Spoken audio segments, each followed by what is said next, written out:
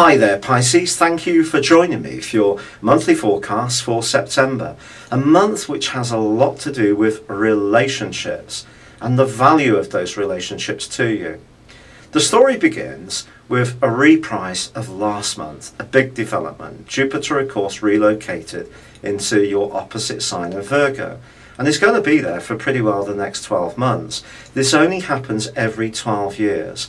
Traditionally, Jupiter is the planet of fortune, but we have to motivate ourselves. We can't sit back and wait for it to provide for us. But as this month begins, it is in Virgo, and generally that is a good thing for you. But it's in a broad opposition with one of your two ruling planets of Neptune, and of course your other ruler is Jupiter. So your two rulers are very, very much to the fore, because the Sun is also in opposition with Neptune as this month begins.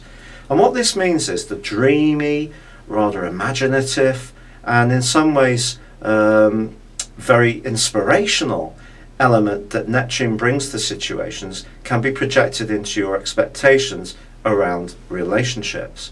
And that can be the case all through this month. So your hopes can be for something that's really quite heightened and beautiful, something that's part of you at the best of times. But those emotions are going to be even greater this month. Not just because of the Sun and Jupiter, but because there's a solar eclipse in your sector of relating on the 13th. Now this is going to provide a backdrop of energy for the next 6 months. But it's joined, along with the Sun and of course Jupiter, by Mars on the 25th, which moves into Virgo from Leo. Now it's going to be there for the next 6 weeks. Mars has a different energy. It's much more about what we want and can make you more proactive about your relationships. But I think you could be anyway. But it's what you seek is going to be the key. And you actually need to be a little bit more realistic than wanting the absolute ideal. Because if you do stick out for this, you may be disappointed, whether it's at work or in a more romantic context.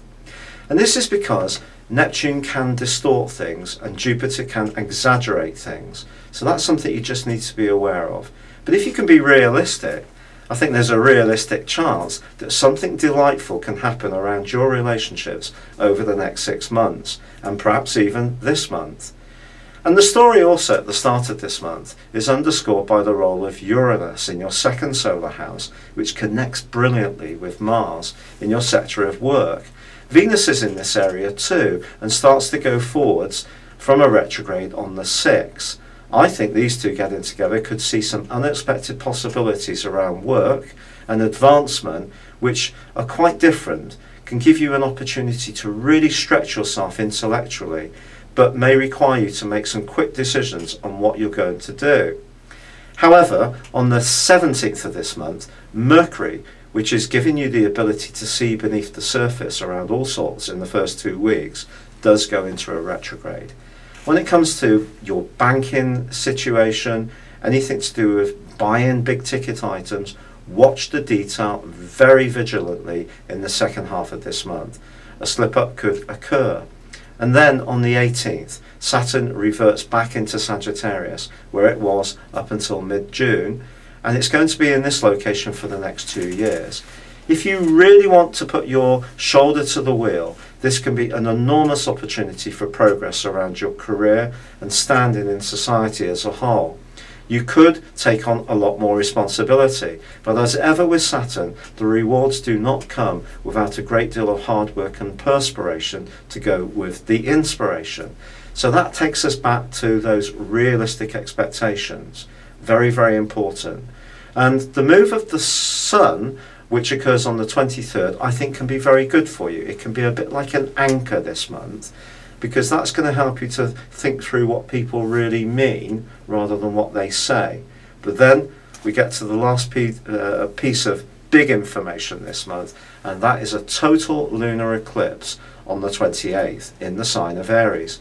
Now this is going to get a lot of publicity, but from an astrological viewpoint, eclipses work in pairs, and this knits in with the one that occurred on the 13th. And it's saying to you pretty well what I said at the start of this, that your relationships depend on shared values, on feeling comfortable, and feeling that there's a mutual respect which flows in both directions. If that's lacking, it doesn't matter how much you fancy someone, how much you think that they're gorgeous. It doesn't matter how much you feel that you're in the right relationship, in a business partnership. If there isn't those basic foundations of trust and understanding where each of you comes from, that will cause mischief in the next 6 months. So your values are vitally important to all your relating and all your relationships over the next half year, in whatever spectrum of life you find yourself, be it at work or in that more romantic context. It's been a real pleasure being with you. Thank you for joining me. Good luck and goodbye for now.